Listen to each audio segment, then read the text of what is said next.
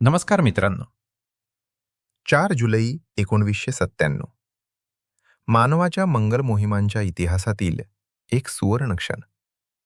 कारण याच दिवशी नासाचे मार्स पाथफाइंडर अंतराळयान मंगळाच्या पृष्ठभागावर अशा पद्धतीने उतरले ज्याने संपूर्ण जगाला थक्क करून सोडले.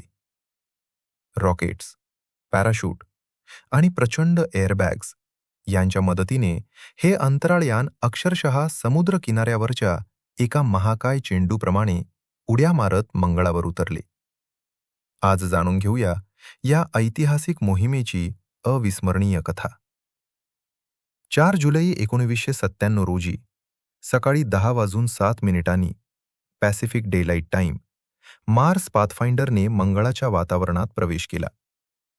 प्रथम त्याने वेग कमी करण्यासाठी रॉकेट्स आणि पॅराशूटचा वापर केला. पण शेवटचा टप्पा होता सर्वात वेगळा. अंतराळयानाभोवती प्रचंड एअरबॅग्स फुगवण्यात आल्या आणि त्यानंतर ते मंगळाच्या जमिनीवर आदळले.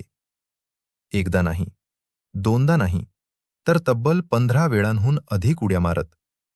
शेवटी ते सुरक्षितपणे एका ठिकाणी स्थिर झाले. त्या काळासाठी ही लँडिंग पद्धत अत्यंत नाविन्यपूर्ण आणि धाडसी मानली जात होती. लँडिंग यशस्वी झाल्यानंतर पाथफाइंडरने पृथ्वीवर एक सुंदर रंगीत मोझेक छायाचित्र पाठवले. हे दृश्य दुसऱ्या ग्रहावरील एका नव्या जगाची पहिली रंगीत झलक होती.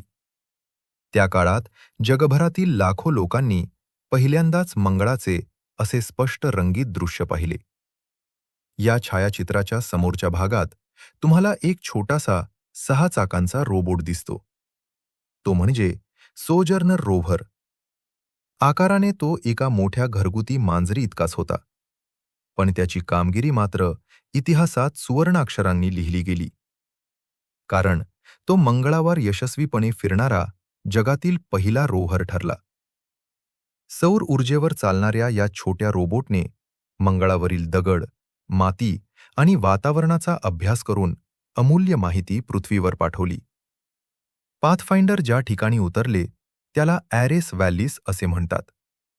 हा परिसर प्राचीन काळी महाकाय पुरांनी तयार झालेला असल्याचे वैज्ञानिक मानतात. म्हणूनच येथे सर्वत्र विखुरलेले मोठमोठे दगड दिसतात.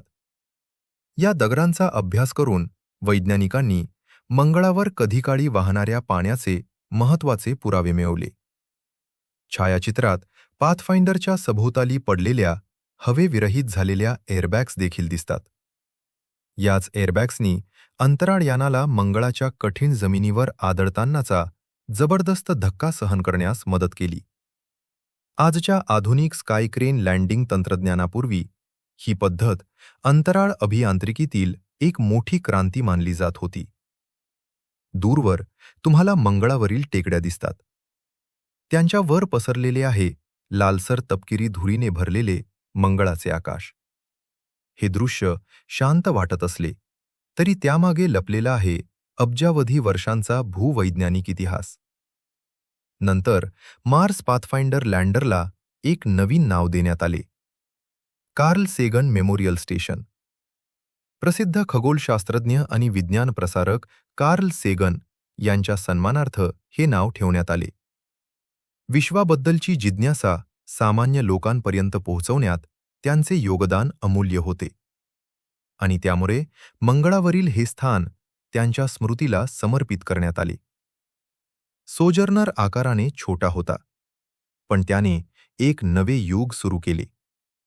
त्याच्यामुळेच पुढे स्पिरिट, ऑपॉर्च्युनिटी, क्युरिओसिटी आणि पर्सेव्हिरन्स सारख्या अत्याधुनिक रोव्हर्सना मार्ग मिळाला. आज मंगळावरील प्रत्येक यशस्वी मोहीम कुठेतरी सोजर्नरच्या त्या छोट्याशा चाकांच्या खुणांपासूनच सुरू झाली आहे.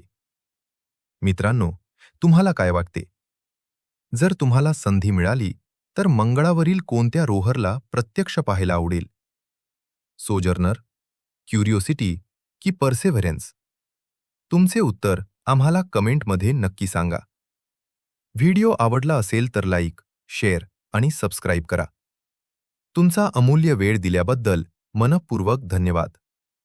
पुन्हा भेटूया अंतराळातील आणखी एका प्रेरणादायी प्रवासासह. तोपर्यंत जिज्ञासू रहा कारण विश्वातील प्रत्येक मोहीम आपल्याला नव्या शोधांकडे घेऊन जाते.